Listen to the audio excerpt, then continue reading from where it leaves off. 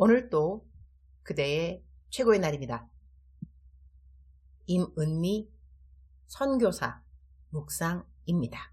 2021년 5월 11일 화요일 최고의 날, 이렇게 살기를 작정했습니다. 시편 24편. 선교사의 삶을 살게 되면 많은 좋은 습관을 갖게 된다고 생각한다. 엊그제 공항에서 내려서 나라에서 보내는 격리시설에서 하루를 있었는데, 나 말고 다른 선교사님이 그 비행기에 있었는데 나는 모르는 분인 줄 알았더니 10년 전에 내가 만난 분이었다. 격리시설 따로 가야 되는 줄 그분인 줄 알았겠는가? 그분은 짐이 이민 가방으로 2개, 나 역시 이민 가방 수준으로 가방이 2이었지만 나는 공항에서 내리고 내가 자가격리를 나라에서 지정해주는 시설로 하룻밤은 따로 가야 한다는 말을 듣는 순간, 아차, 이 큰 짐들을 내가 어떻게 다 끌고 다니지? 그 생각에 나를 공항으로 데리러 온 김 전도사님에게 그 가방을 모두 집으로 막바로 갖고 가달라고 부탁했다. 그리고 나는 달랑 내 캐리언 가방과 색백을 챙겼다. 하룻밤 자는데 불편해야 뭐 얼마만큼 불편하겠는공. 이 두 큰 짐을 지고 이동이 더 불편하지 싶어서리 그렇게 했는데, 다른 선교사님은 공항에 데리러 온 사람이 없었는지 그 짐을 다 끌고 이동을 해야만 했다. 그래서리 내가 그 한 짐을 끌어줄 수 있었다.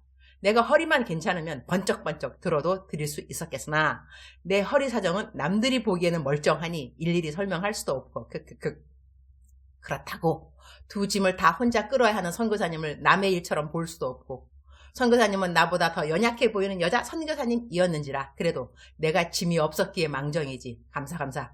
다른 한국분들도 같은 비행기를 타고 왔는데 케냐 사시는 분들 같지는 않아. 누구인지는 잘 모르지만 시설에 도착하자마자 이런저런 불평을 계속하신다. 하긴 불평하는 것이 당연할 수 있는 상황이었으니. 그런데 내 옆에 있는 선교사님 단 한마디 불평을 안 하신다. 뭐 나도 불평하겠는감요. 선교사들은 불편하고 불이익 보고 불공평한 생활 습관이 한편 익숙해 있는 사람들이 아닐까 한다. 어제 시설에서 코로나 음성 받고 출감하는데 나 데리러 온 김전도사님이 숙소가 어땠냐고 물으시기에 선교사로 지내다 보면 웬만한 곳은 선교지보다는 다 편하기 때문에 딱히 불평할 것은 없었다고 했다. 물 잘 나와 감사했고 물 온도가 저절로 잘 맞춰지는 것도 감사하고 등등등. 그런데 꼭 감옥에 있다가 출감하는 느낌인지라 나 데리러 용인까지 온 김 전도사님에게 두부 갖고 왔수? 물었다가 둘 다 넘어갔다. 무사히 내가 이전에 묵던 목동 빌라 숙소로 도착해서 짐 풀고 2주 격리 본격적으로 시작. 시편 24장 4절. 곧 손이 깨끗하며 마음이 청결하며 뜻을 허탄한 데 두지 아니하며 거짓 맹세하지 아니하는 자로다. He who has a clean hands and a pure heart, who does not lift up his soul to an idol or swear by what is false. 이 말씀은 내가 선교지에 가고 난 다음 나의 선교사로서 좌우명을 삼고 살았던 말씀이다. 24편의 3절을 보면 이렇게 시작된다. 여호와의 산에 오를 자가 누구며 그의 거룩한 곳에 설 자가 누구인가? Who may ascend the hill of the Lord? Who may stand in his holy place? 하나님의 산에 오르기를 사모하는 자가 지켜야 하는 말씀이 바로 4절 말씀이 되는 것이다. 곧 손이 깨끗하며 마음이 청결하며 뜻을 허탄한 데 두지 아니하며 거짓 맹세하지 아니하는 자로다. 선교지에서 선교사로서 나에게 있어 손이 깨끗하다는 것은 재정에 대한 책임으로 여겼다. 내가 받는 헌금들에 대해서 내가 쓰는 재정들, 나는 정직하게 재정을 잘 사용하는가 하는 것. 27년이 지난 지금까지 나는 재정에 대하여 잘못 사용한 적이 없음을 고백한다. 때로는 너무 깔끔히 티를 내서리 정직이 우상이 되는 것은 아닌가? 그런 생각도 들었는데 여튼 돈에 대하여 속인다거나 정직하지 못하거나 그러한 기억이 없다. 그리고 마음이 청결하다는 것은 나에게 있어 하나님 앞에서 말의 정직이었다. 돈에 대한 것은 손의 깨끗함으로 기준을 삼았는데 마음의 깨끗한 기준은 말의 정직으로 삼았다고 하겠다. 거짓말을 아예 안 했다고 하면 그거야말로 거짓말이 될 것이다. 그러나 어쩌다가 하는 거짓말이 있을 수 있지만 고의적으로 거짓말을 하는 것, 그것을 한두 번 하는 것은 아주 당연한 듯 난 이런 거짓말을 한 기억이 거의 없을 정도이다. 그 비결은 일단은 하나님이 주신 은혜인 것이고 그 다음은 거짓에 대한 의식인 것 같다. 거짓을 거짓으로 여기지 않는 사람들을 보면 그 상황이 어쩔 수 없는 것이라기보다는 그런 것은 거짓이 아니다 라고 생각하는 사람들이 많은 것 같다. 그것쯤이야. 남들도 다 하는 건데 어떻게 이런 말도 안 하고 살아? 이러다 보면 거짓말하는 것에 아무런 의식이 없게 되는 것이다. 어찌할 수 없는 상황에서 거짓말을 해야 할 경우를 생각해서라도 어찌할 수 있는 상황들, 내가 거짓을 꼭 하지 않아도 되는 상황이 있을 때는 거짓말을 안 하는 것이 좋다고 나는 생각한다. 그리고 나는 목사이다. 진리를 선포하는 하나님의 말씀의 종인지라 나는 내가 하나님의 말씀을 잘 증거하기 위해서 평상시에 정직한 말을 하면서 살아야 설교를 할 때 하나님의 능력이 나간다고 믿는다. 그래서 나는 평상시에 매사에 거짓말을 하지 않고 살고자 한다. 그런데 정직이 습관이 된지라 정직한 삶이 더 쉽고 거짓말이 더 어렵다. 흐흐흐. 대박. 나 이런 말 하고 살고 싶은가요? 오 예스. 나 이런 말 하고 내가 하고 내가 혼자 좋아한다. 흐흐흐. 나 정말 구엽지 않은가요? 흐흐흐. 나는 정직하게 살아서리 정직한 자에게 좋은 것을 아끼지 않으신다는 하나님의 말씀을 많이 경험할 수 있게 되었다. 내 소유는 이것이니 주의 법도를 지킨 것이니이다. 역시 내 삶에 이루어진 말씀들이라 그 열매로 나는 늘 마음의 견고함을 지킬 수 있었던 것 같다. 마음이 낭망될 때, 우울할 때 있으나 그러나 하나님에 대한 믿음이 지금까지 흔들려 본 기억은 나에게 거의 없다. 하나님이 나를 좋아하시는 이유 중 하나가 이것이 아닐까? 나는 혼자 상상한다. 뜻을 허탄한 데 두지 않는다는 것은 나에게 있어 하나님의 영광 이외에 나의 영광을 추구하는 것을 뜻하는데 나는 이런 적이 한 번도 없다고 말할 수는 없고 이런 경우가 얼마나 허무한 것인가를 깨달으면서 살아가고 있다고 하겠다. 하나님이 계속 가르쳐 주시는 부분이라고 하겠다. 그러나 뜻을 허탄한 데 두지 않기로 작정하는 그 자체만으로도 하나님이 나를 긍휼히 여기신다고 나는 믿는다. 그 다음은 거짓 맹세인데 나는 이 말을 빈말로 대신하여 적용하면서 살았다. 나는 빈말하는 것을 아주 싫어한다. 그래서 나는 기도 열심히 해드리겠습니다 라는 말을 하지 않는다. 기도 열심히 못할 수 있기 때문이다. 기도하지 않을 일에 대하여 기도하겠습니다 라는 그리스도인들의 식상적인 말들을 가능한 피한다. 그리고 기도하겠습니다 말을 했으면 얼른 짧게라도 기도를 한다. 나중에 기도하는 것을 잊어버릴까 봐 서리. 식사같이 안 할 사람에게 언제 식사같이 하죠? 이런 말 안 한다.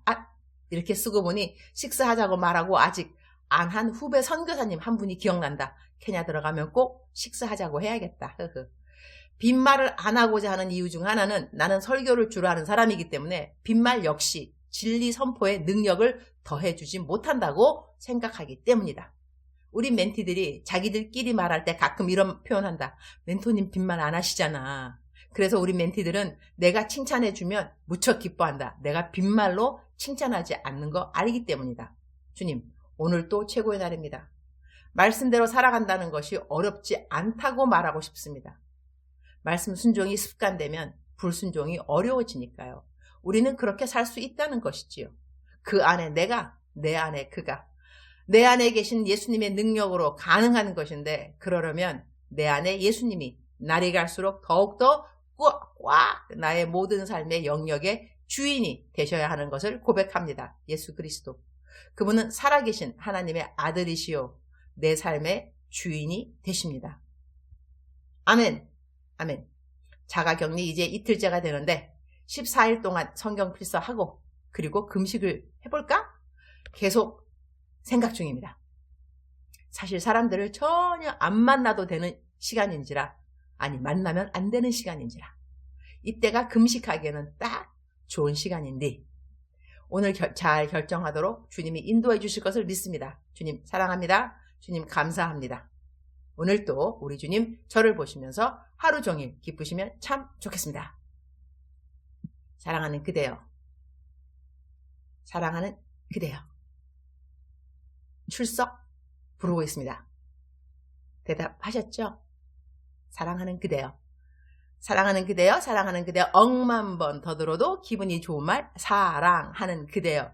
그대여는 그리스도의 대사라고 그 준말이라고 제가 간헐적으로 설명하고 있습니다. 사랑하는 그대여.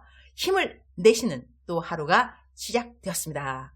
하나님께서 그대를 도와주실 것입니다. 그것을 그대는 믿으셔야 한다는 것이죠.